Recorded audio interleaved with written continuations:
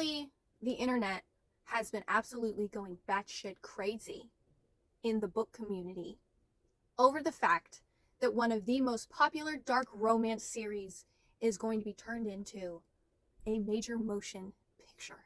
So considering my involvement in reading and the fact that my favorite book genre is dark romance, I've had a lot of people asking me, Emily, how do you feel about Haunting Adeline being turned into a movie? So I'm here to just go on ahead and answer that question and share my very personal opinion. I don't expect anybody else to carry this opinion. I don't give a shit if you share this opinion. My opinion is mine on this matter. Your opinion is yours on this matter. Not all of us are going to agree, but regardless, I stand 10 toes down with how I feel about this situation. For a little context, Haunting Adeline was my first dark romance experience. I saw it on Book Talk. I thought it looked interesting. I thought it looked fucking crazy. And I said, you know what? I need a hobby. Let's give this a try. But I read it. Read book 1, read book 2, read one of the after books that was supposed to take place somewhere in the same universe that released after that. Read another book by the same author, ate it up, enjoyed it, had a good fucking time. In my opinion, the first Haunting Adeline book is a great representation of very basic dark romance tropes. When you're looking at dark romance, the first book is pretty basic when it comes to the tropes that you will find in a lot of dark romance stories. Lots of questionable behavior. Our lead male is not a nice guy. He doesn't pretend to be a nice guy. He is who he is. That's a dark soul who does dark things, unapologetically so. We have a female who, even though she knows that the things that he's doing are questionable, dubious consent, if you will. I don't know if you know what that is. You'll have to look it up. I'm not here to teach you that today. She's going to forgive him. She's going to fall in love with him. And everything within the pages is going to be okay. Why? Because it's fiction. It's not real. If it was real, people would be in prison. None of this would be okay. It would be absolutely fucking not okay. So in the first book of Haunting Adeline, for a little context, we have a woman haunting Adeline. Adeline is the woman. She's going through some crazy shit in her life. She's trying to find her footing, trauma, personal bullshit. She's doing her shit, living her life. And then our boy Zaid Meadows shows up, sees her, becomes absolutely obsessed with her, and begins stalking her. The thing about our boy Zaid Meadows is that he runs an underground dark ring that hunts down human traffickers, kills them, and rescues their victims. The interesting part of this is Mr. Meadows' behavior is also quite questionable at times, but because he is our hot dark daddy, it is somehow excusable. Regardless, he worms his way into her life by sneaking into her home without her knowledge, leaving her roses all over her house, doing questionable things behind the scenes, and when they finally meet, he takes his gun and he inserts it into her hot pocket. Yes, I said hot pocket. The problem here is our girl says no. She says it with her mouth. She doesn't just think it and allow it. She verbally says it. So if that lets you know the tone of some of the behaviors in this book, I don't know what will. So this book goes on. These two fall in love with each other. Kismet. They can't stay away from each other. She knows he's trouble. She knows he does things that society would not be okay with, like cutting off the hands of other gentlemen who touch her and leaving them on her porch. But for some reason, she just can't stay away. And they begin a relationship. And that relationship builds until the end of the book when, spoiler, our girl gets kidnapped by human traffickers. And book 2, most of the time, is spent with him hunting her down to try and rescue her. Well, that takes a really long fucking time.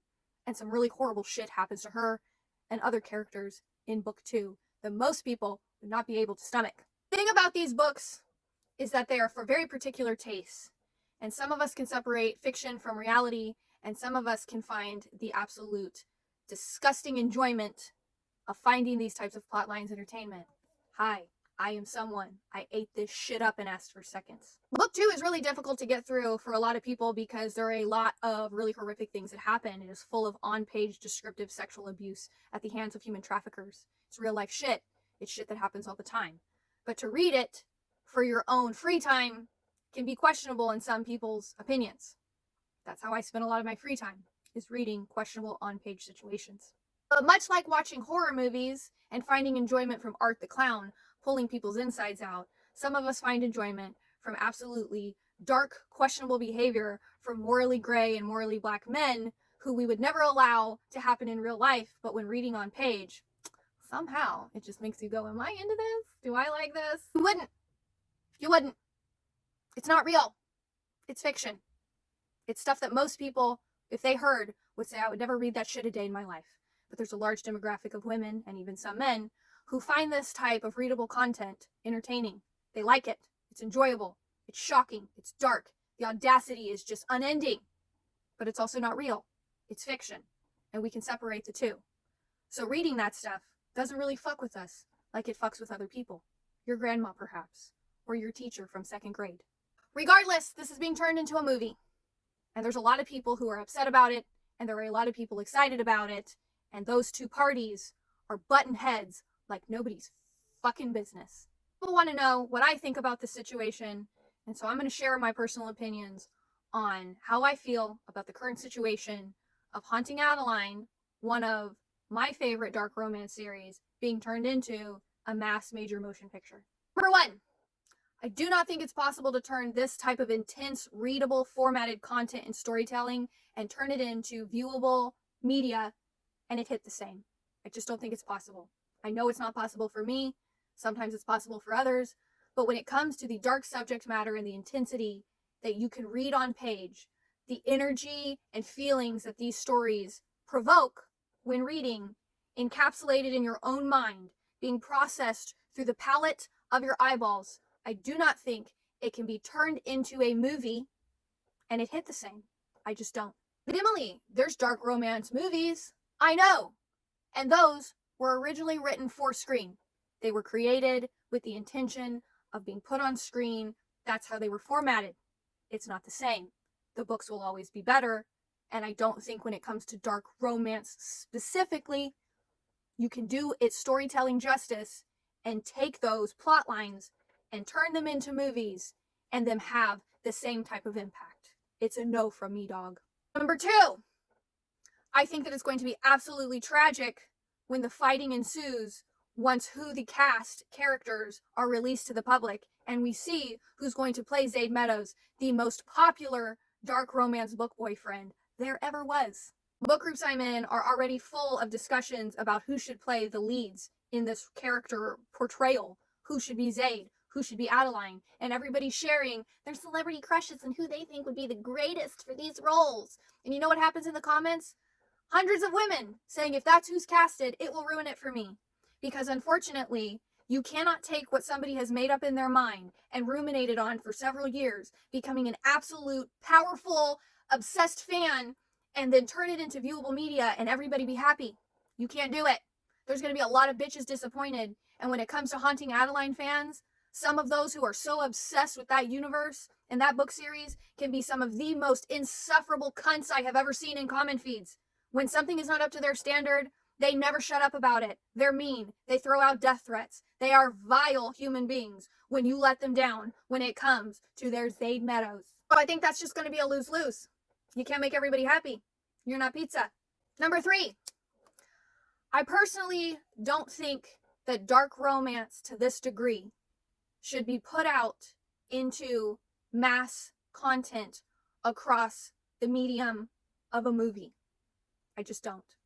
I think that this plot line was written to be aggressive to the utmost degree, to be absolutely ferally sexual in its intimacy, both consensual and non-consensual.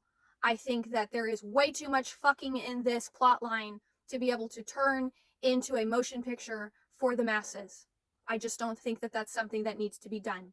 I think that when it's created in its readable literature original format, it was created for page, it transfers differently into your mind, you consume it differently, you process it differently, and you are consenting to what you are about to consume through reading the blurbs, through reading the trigger warnings that are put at the beginning of books. And I think that a lot of people are going to be walking into this movie blindly to what it actually is, simply because it's a new movie and it's playing at the local Cinemark in AMC. I just don't think you can have that much sexual assault and raw, gritty, gut-wrenching darkness through elitist human trafficking, human hunting, sacrificing, and again, lots of sexual assault be put into a movie and it be palatable the same way as when you're reading through the plot line in the building story on page. I don't think it transfers the same. I think that it's going to be a mess. I think right now, book talk is a very viral thing. I think the book community is showing that it's something that can turn things heavily monetizable and bring in a lot of cash. And so a lot of authors are being approached to turn their stories into TV shows and movies. And I think a lot of them will be biting onto that offer, because why would you not? That's a lot of fucking money and fame. And that's the whole fucking point to begin with for a lot of people. I think that a great representation is the Off-Campus series that was just released on Amazon Prime, taking a very popular rom-com hockey series and turning it into a cutesy visual rom-com TV series. And I think that those types of things transfer better because the plot lines, situations, and everything that's going on is easier digestible by people in mass, and the stories transfer to more viewers than just the people who were originally reading the books, where dark romance does not transfer the same and has a way smaller demographic of readers and people who are interested in it, and the niche is very personal and very selective to the people who are capable of digesting this type of media and enjoying it to begin with. I think even with the Off-Campus series, they changed quite a bit to make sure that it was more palatable to a wider demographic of viewership than just the people who seek out the books, who kind of know the type of content they're taking, and change things to make sure that it sat well with a bigger audience who would have never picked up those books and wouldn't have been okay with some of the context within them that readers who seek out these type of genres eat up and ask for seconds. For instance, in Off-Campus, when Garrett puts out a hands-off clause across campus when him and Hannah break up and make it known that nobody's allowed to touch her, they removed that because they knew that a large group of women would be absolutely detested by that. But readers who read these types of romance books eat that shit up because we love it. So this book series was very spicy. The entire situation that was going on opened up a door to lots of sexual interactions that were limited to one music montage in one episode. That was it. Most people are reading these books because we love the spicy intimacy that's intermingled into the plotline. And if you remove that, it kind of removes the magic. Overall, the biggest debate here is that this type of plotline romanticizes rape culture.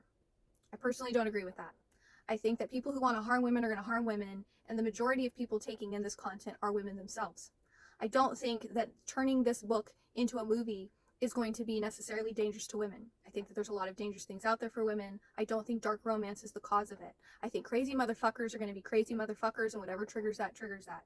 Has there been movies in the past that have made people do horrible things? Yes. Typically horror movies, where insane, mentally ill, sick people obsess over a horror movie to such a degree, they then want to go out and enact it and see how it feels. Is that possible with these types of dark plotted, contexted movies and books? Most certainly. But I definitely don't think that that's the biggest issue here. I don't think that it's going to overall be a problem. I think that women are the ones who are taking in dark romance, and the ones who enjoy it for their own personal reasons. They can separate fiction from reality, and those who do not enjoy it don't enjoy it, and they don't have to. It's not your particular taste, and that's okay. But the reality of it is that it's not real, and the people who read this and enjoy it know that, and the people who don't like it just need to stay the fuck away from it and just continue reading Colleen Hoover. I think that if you're excited about this movie, then you go Glen Coco. I think that if there's people who want to invest and make this movie happen, and there's people who want to spend their money to do it, that's just how the cookie's going to crumble, because that's how the cookie always crumbles. There's going to be people who like shit and people who don't like shit.